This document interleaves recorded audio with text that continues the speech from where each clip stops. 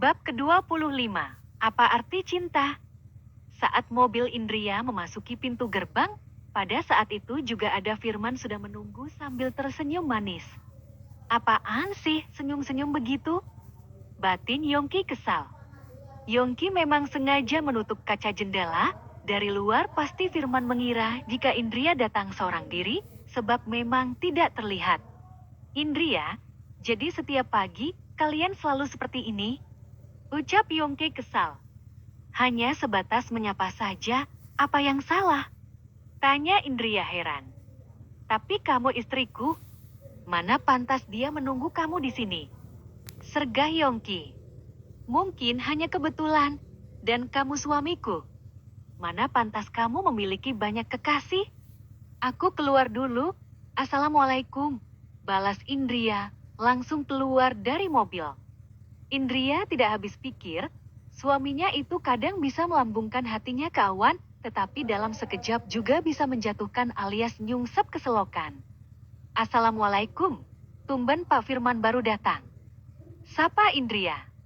Waalaikumsalam, tadi ada urusan di sekolah Zahra, mari kita ke kantor bersama, ajak Firman ramah, sambil melirik ke mobil Indria, sebab tidak diparkirakan. Iya, jawab Indria. Yongki semakin kesal, karena Indria dan Firman yang jalan bersama. Dia pun langsung keluar dan menyusul sangat istri. Indria, panggil Yongki dengan wajah agak kikuk. Indria menoleh ke belakang dan kaget jika suaminya mau keluar dari mobil. Dia sempat mengira jika tadi sepanjang perjalanan suaminya itu menutup rapat kaca jendela, agar tidak diketahui oleh orang lain soal kebersamaan mereka. Ada apa, Mas? Biarkan Firman berangkat duluan saja. Aku mau bicara sesuatu padamu penting, jawab Yongki. Indria menoleh ke Firman, dan lelaki yang lebih dewasa dari suaminya itu langsung menunduk dan pergi. Ada apa, Mas? Aku sedang terburu-buru, tanya Indria penasaran. Nanti siang kita ke rumah Abah dan Umi, jawab Yongki. Kalau ini kan sudah kita bicarakan kemarin, aku pergi duluan, sela Indria kesal merasa dikerjai. Tunggu, pekik Yongki. Ada apa lagi? Tanya Indria kesal. Kamu lupa memakai kacamata, balas Yongki. Indria ternganga, dia menghiraukan suaminya yang aneh, dan segera berjalan lebih cepat agar tidak terlambat. Dia ini kenapa sih? Membuang waktuku saja, gumam Indria. Yongki terus menatap sang istri. Dia baru ngeh jika ternyata istrinya memiliki bodi yang bagus dari belakang. Meski memakai gamis yang panjang dan juga jilbab panjang, tetapi tetap saja anggun dan mempesona dari belakang.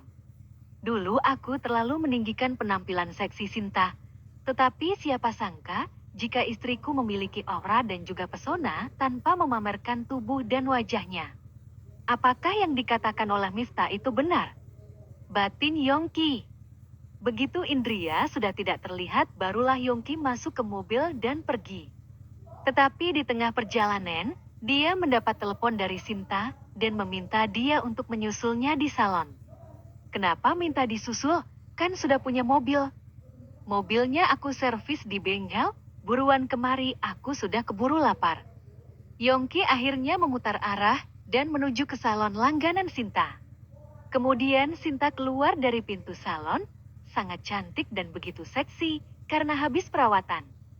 Yongki tersenyum senang, rasanya memang sulit jika harus melepaskan Sinta yang sudah lama bersamanya. Cantik tidak? Gode Sinta. Iya, cantik, jawab Yongki tersipu. Kok bawa mobil istrimu? Tanya Sinta agak kesal.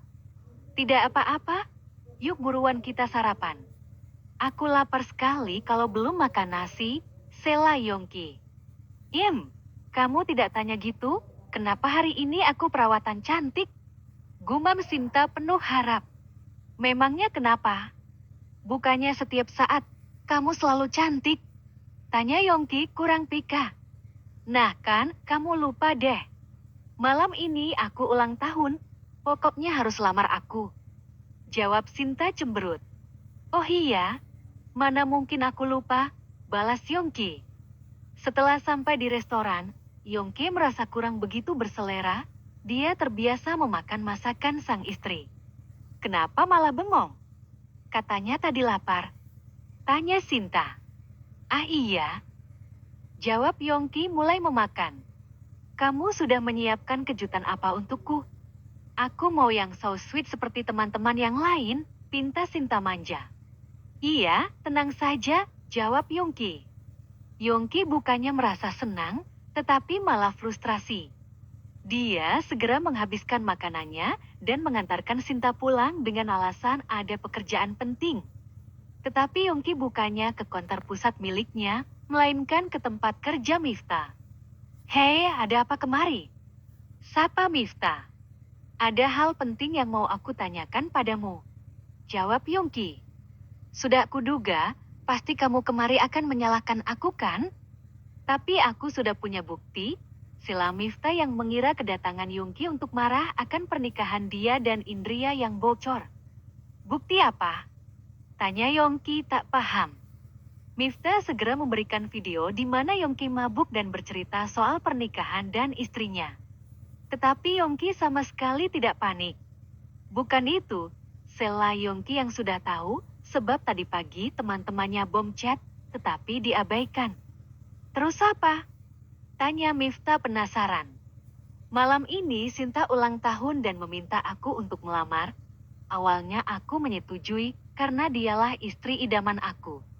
Tetapi semakin lama aku semakin merasa ragu, tetapi di sisi lain, aku juga tidak cinta dengan Indria. Aku hanya tengah bingung harus bagaimana, keluh Yongki. Serius kalau kamu tidak cinta Indria? Tanya Miftah. Bagaimana aku bisa cinta jika aku tidak melihat wajahnya? Pekik Yongki. Yang, dengarkan aku. Aku rasa kamu belum mengerti arti cinta. Cinta dan kagum itu hampir sama, tetapi beda. Cinta adalah rasa nyaman, di mana kamu selalu ingin dekat dengan dia, tidak ingin jauh darinya, selalu merindukan dan ingin menjaganya. Dari yang aku lihat, perasaan kamu pada Sinta hanya sebatas mengagumi kecantikan dia, dan egomu yang selalu ingin terbaik itulah yang tidak rela melepaskan Sinta, karena memang Sinta adalah wanita cantik di atas rata-rata. Yongki terdiam, masih mencoba meresapi setiap ucapan sahabat kepercayaannya. Entahlah, aku sungguh tidak tahu dengan isi hatiku. Aku tidak bisa melepas Sinta, tetapi aku juga tidak mau membuat Indria bersedih. Aku tidak bisa kehilangan keduanya. Gumam Yongki dalam tekanan batin yang begitu besar. Alasan kamu tidak mau kehilangan Sinta karena apa? Tanya Miftah serius. Ya karena dia cantik, jawab Yongki jujur. Jadi kalau ada yang lebih cantik dari Sinta, apakah kamu rela melepaskan dia? Tanya Miftah memastikan. Yongki berpikir dan mengangguk pelan. Sedangkan alasan kamu tidak mencintai Indria, kenapa? Karena ya, aku takut dia tidak cantik, jawab Yongki. Terus kenapa tidak kamu buang saja Indria? Awalnya aku takut jika mengecewakan Abah dan Umi. Tetapi lama-kelamaan setelah aku mengenalnya jadi terbiasa. Dan aku tidak bisa kehilangan Indria. Dia memiliki sikap keibuan yang memberikan rasa nyaman. Dia sangat pandai merawat aku. Masakan dan pijatannya membuat candu. Terlepas dari bagaimana wajahnya, dia memang sangat cocok jadi istri dan ibu yang baik sih untuk anak-anak, jawab Yongki. Nah, kan? Dari situ sudah bisa ditebak jika kamu mencintai Indria. Itulah cinta yang sesungguhnya, di mana kamu merasa nyaman padanya, padahal belum melihat wajahnya. Dan satu lagi, saat kamu bersama Indria, kamu selalu cemburu jika ada lelaki yang dekat dengannya kan?